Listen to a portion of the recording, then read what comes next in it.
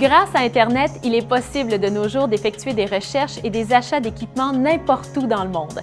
Il faut toutefois évaluer soigneusement les risques par rapport aux avantages pour vous assurer de faire un choix éclairé selon les circonstances. Avant d'acheter de l'équipement en ligne, il faut premièrement effectuer des recherches approfondies sur le marché pour trouver l'article que vous désirez acheter. Vous devez vérifier combien il en coûte pour acheter cet article à l'extérieur de votre région. Parcourez les sites web d'équipements d'occasion, parlez à vos voisins et consultez peut-être même votre concessionnaire local afin d'établir une fourchette de prix pour l'équipement en question.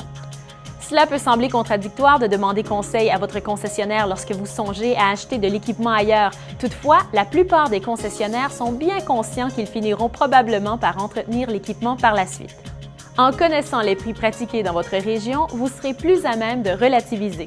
Lance Stockbrugger, agriculteur et comptable agréé de Engelfeld en Saskatchewan, indique que dans le vif des négociations, il pourrait sembler tout à fait logique de vouloir économiser 2 000 $ sur un tracteur de 100 000 $, mais une telle économie ne vaudrait probablement pas la peine compte tenu du risque accru que représente un achat à distance. Dans certains cas, il est préférable de payer davantage, mais d'avoir l'assurance qu'on peut compter sur des ressources locales qui connaissent l'équipement, tout en étant capable de voir et même d'essayer l'équipement avant de l'acheter. Le fait qu'un concessionnaire local appuie l'achat représente une certaine valeur et devrait être considéré dans le cadre de votre processus de prise de décision. Deuxièmement, sachez quels sont les points faibles potentiels et l'équipement que vous envisagez d'acheter. Faites des recherches en ligne et parlez à des concessionnaires et à d'autres agriculteurs qui possèdent le modèle recherché. Ayez une idée de ce qu'il faut rechercher et sachez quelles questions poser au fournisseur. Le tracteur usagé que vous voulez acheter a peut-être des problèmes de pompe hydraulique s'il n'a pas été entretenu correctement. Troisièmement, posez des questions au fournisseur. Si l'équipement est usagé, posez beaucoup de questions et cherchez à savoir comment l'équipement a été utilisé et entretenu. Certains agriculteurs tiennent leur registre d'entretien avec soin. Vous serez peut-être prêt à payer légèrement plus pour de l'équipement dont les registres ont été bien tenus. Si vous avez une conversation téléphonique avec le fournisseur, ne précipitez pas les choses au cours des 5 à 10 premières minutes pendant lesquelles vous parlez du temps qu'il fait et de l'agriculture. Si vous écoutez bien, vous verrez quel genre d'exploitant il s'agit et comment il prend soin de son équipement.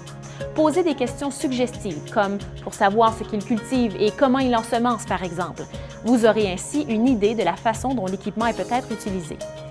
Vous pouvez aussi donner le numéro de série à votre concessionnaire local, car il pourrait peut-être être capable de confirmer l'âge de l'équipement et retracer son historique d'entretien s'il a été entretenu auprès d'un concessionnaire. Quatrièmement, demandez un grand nombre d'images à haute résolution. Monsieur Stockbrugger examine les images très attentivement, en se concentrant sur toutes les parties de la photo, non seulement celles que le vendeur veut vous montrer. Demandez des photos de toutes les parties de l'équipement afin de prendre une décision objective. Dans le monde numérique d'aujourd'hui, il est facile de réaliser des clips vidéo au moyen des téléphones intelligents. Demandez une présentation vidéo de l'équipement et faites en sorte que le vendeur en assure le lancement. Il pourrait aussi vous être utile d'avoir une conversation vidéo en temps réel au moyen de votre téléphone intelligent ou de votre tablette par l'entremise d'une application comme Skype ou FaceTime, par exemple. Vous pourriez ainsi insister pour que le vendeur vous montre les pneus en gros plan ou vous prouve que la prise de force est fonctionnelle. Cinquièmement, tenez compte de la paperasserie et de tout frais supplémentaires. Vous devez considérer les frais de transport et de courtage dans le prix, en plus de votre temps. Lorsque vous achetez de l'équipement en provenance des États-Unis, sachez si des frais supplémentaires s'appliquent pour le transport ou si vous devrez payer des redevances à la frontière. Généralement, la machinerie agricole pose peu de problèmes aux douanes, voire aucun. Toutefois, les semi-remorques ou les remorques peuvent exiger des inspections et de la paperasserie supplémentaire. Assurez-vous de connaître les frais applicables à la vente, sinon ils pourraient vous en coûter davantage en fin de compte. Une fois que vous avez effectué votre analyse coût-avantage et que vous comprenez les risques et les avantages potentiels, vous pouvez décider s'il est indiqué d'acheter en ligne.